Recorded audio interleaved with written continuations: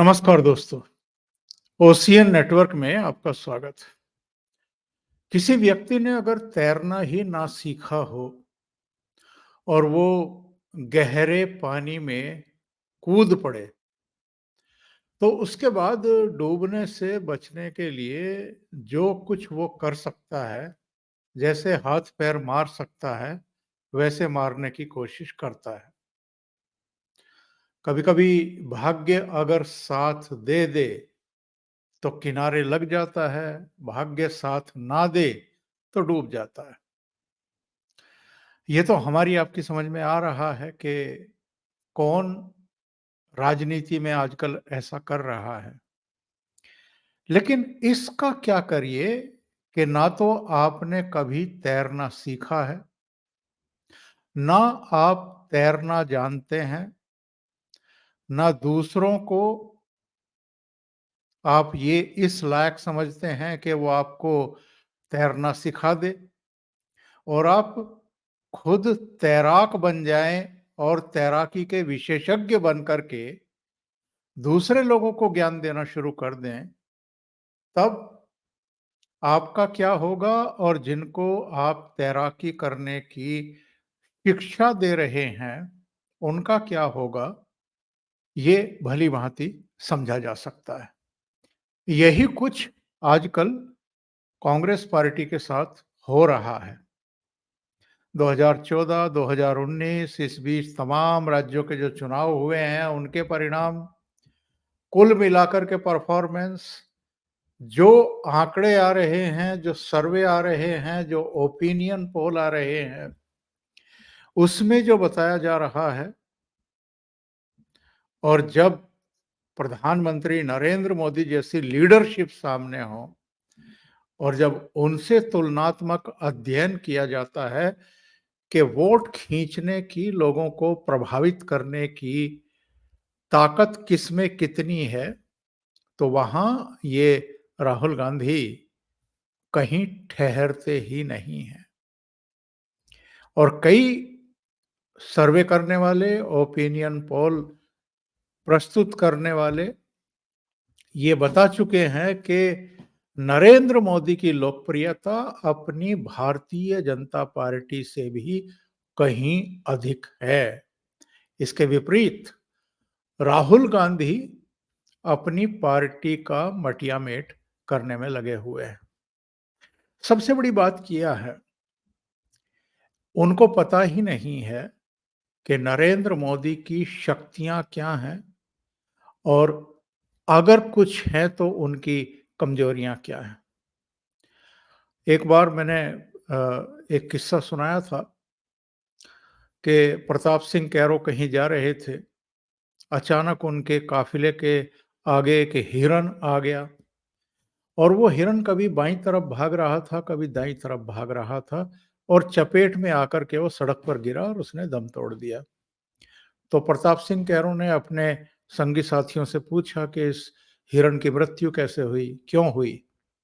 कोई कुछ बता रहा था, कोई कुछ बता रहा था। तो प्रताप सिंह कैरो ने कहा कि नहीं, ये एक्चुअल में डिसाइड नहीं कर पाया कि बाईं तरफ भागना है या दाईं तरफ भागना है। तो राहुल गांधी का भी यही हाल है। आए दिन इनके कुछ ऐसे दृश्य आते हैं, कुछ ऐसे घटनाक्रम आते हैं, जिनको देख कर के लगता है कि ये डिसाइड ही नहीं कर पा रहे हैं कि ये नेता बनना चाहते हैं, ये मजदूर बनना चाहते हैं, ये कुली बनना चाहते हैं, बाइक मैकेनिक बनना चाहते हैं, ट्रक ड्राइवर बनना चाहते हैं या खेतों में मजदूर बनना चाहते हैं या इन सबके साथ जाकर के खड़े होकर के जिस तरह वो खेत में काम कर रहे हैं उस तरह से काम करके वीडियो और फोटो खिंचवा करके एक मैसेज देना चाहते हैं पूरे देश में कि देखिए, मैं तो ट्रक ड्राइवर की भी दुख तकलीफ समझने की कोशिश कर रहा हूँ, एक आम किसान की भी, और जो बाइक का मैकेनिक है उसकी भी, कुलियों की भी, और जो सब्जी विक्रेता हैं उनकी भी मुश्किलें समझने की कोशिश कर रहा हूँ।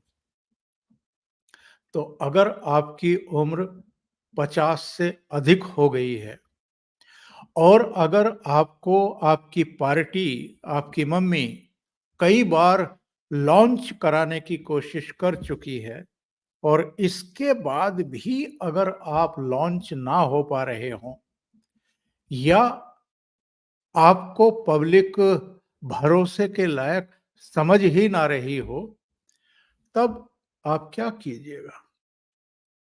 एक रायपुर के ग्रामीण क्षेत्रों से एक तस्वीर आई है। ये फसल कट रही है, वहाँ पर कुछ किसान, कुछ मजदूर अपने फसलों की कटाई कर रहे हैं और राहुल गांधी भी वहाँ सिर पर एक उसी तरीके का एक कपड़ा बांध करके कुछ इस अंदाज में फसल की कटाई करते हुए देखे गए, जैसे आमतौर पर किसान करते हैं। तो क्या राहुल गांधी वाकई किसान हैं और किसानी सीरियसली करना चाहते हैं? कितने समय के लिए इन्होंने ये फसल की कटाई की होगी या कितनी देर इन्होंने बाइक मैकेनिक का काम सीखा होगा या बढ़ई का काम सीखा होगा या कुलीगिरी की होगी या ट्रक ड्राइवर के साथ कितना समय बिताया होगा?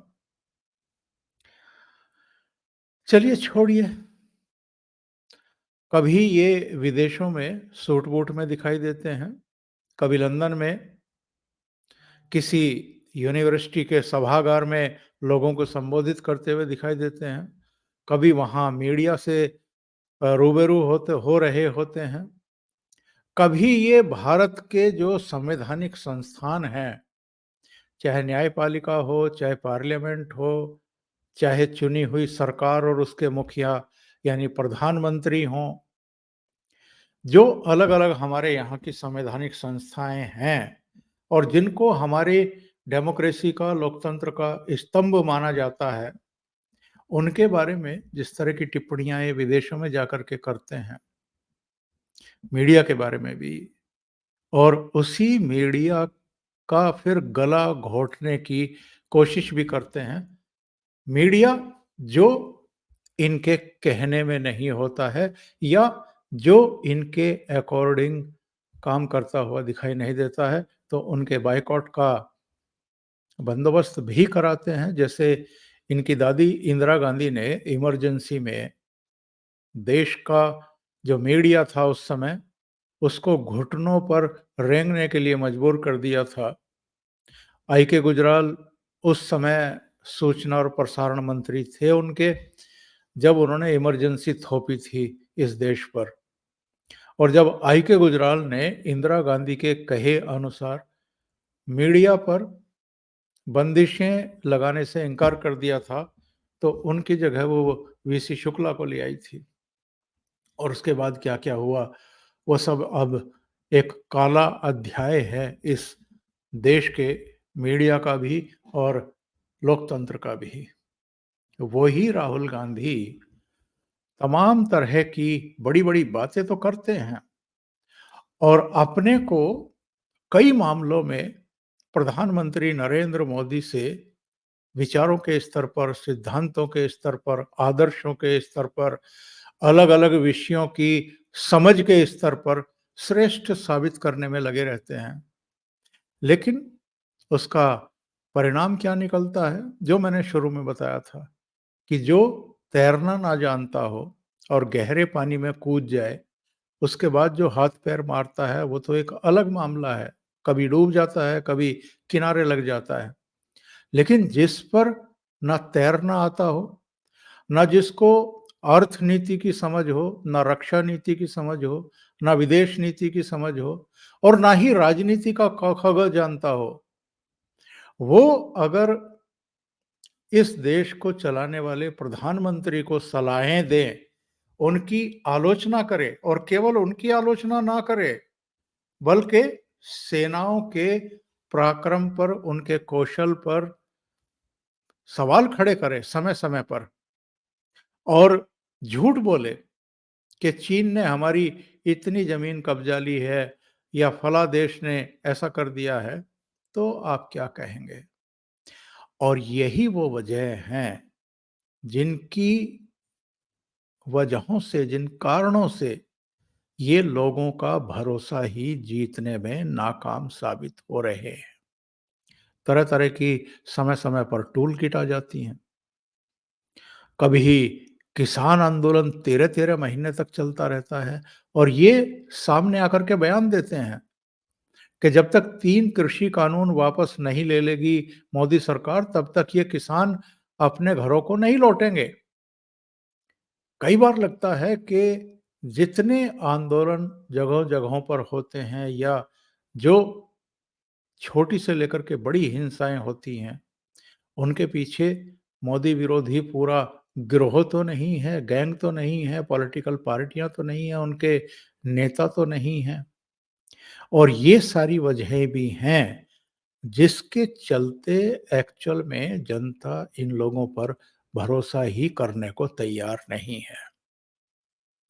अब चुनाव आते हैं तो आप कभी किसान बन जाते हैं, कभी कुली बन जाते हैं, कभी मोटर बाइक सीखने लगते हैं, सुधारी कैसे जाती है, कभी बढ़ई के पास चले जाते हैं, ट्रक ड्राइवर के पास चले जाते हैं, सब्जी मंडी वाले को बुला करके उसका इंटरव्यू करना शुरू कर देते हैं, कभी आप यूट्यूबर बन जाते हैं, कभी आप सतपाल मलिक जैसों को बुला करके सोनिया गांधी के ड्राइंग रूम में उनका इंटरव्यू कर रहे होते हैं, कभी आप लालू प्रसाद यादव के पास जाकर के चिकन बनाना सीखना शुरू कर देते हैं और वो भी सावन के महीने में। तो कई बार लगता है कि इनको ना देश की समझ है, ना समाज की समझ है, ना हमारे रीति-रिवाजों की समझ है और ख़ास तौर से जब से प्रधानमंत्री के तौर पर नरेंद्र मोदी ने देश की कमान सँभाली है, उसी समय से जो हिंदुत्व की एक तरीके से ज्योति जली है और एक बड़ा वर्ग उनके पीछे एकजुट हुआ है। उससे घबरा करके ये समय-समय पर बहन-भाई दोनों धर्म स्थलों का चक्कर तो लगाते हैं, वहाँ पर पूजा-पाठ करने का एक उपक्रम तो करते हुए दिखाई देते हैं, लेकिन कनेक्ट नहीं हो पाते हैं। ना तो धर्म स्थलों से, आस्था केंद्रों से, देवी-देवताओं से और ना ही मतदाताओं से।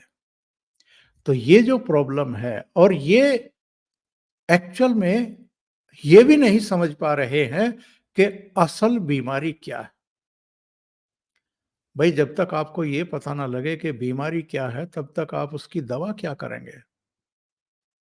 तो केवल हाथ-पैर मार रहे हैं और लगता नहीं कि 2014 और 2019 में जो इनकी हालत की है मतदाताओं ने, उससे कुछ अलग परिणाम 2024 में आने वाला है। अभी के लिए इतना ही। बहुत-बहुत धन्यवाद। अगर आपको ये चैनल और इसके कंटेंट पसंद आ रहे हैं, तो लाइक करें, कमेंट करें, वीडियो को शेयर भी करें। अभी तक अगर आपने ये चैनल सब्सक्राइब नहीं किया है, तो सब्सक्राइब कर लें और साथ में लगे बेल आइकॉन को दबाना ना भूलें, ताकि आगे आने वाले वीडियो और उनके नोटिफ़िकेशन आप तक पहुँचते रहें। बहुत-बहुत धन्यवाद। नमस्कार।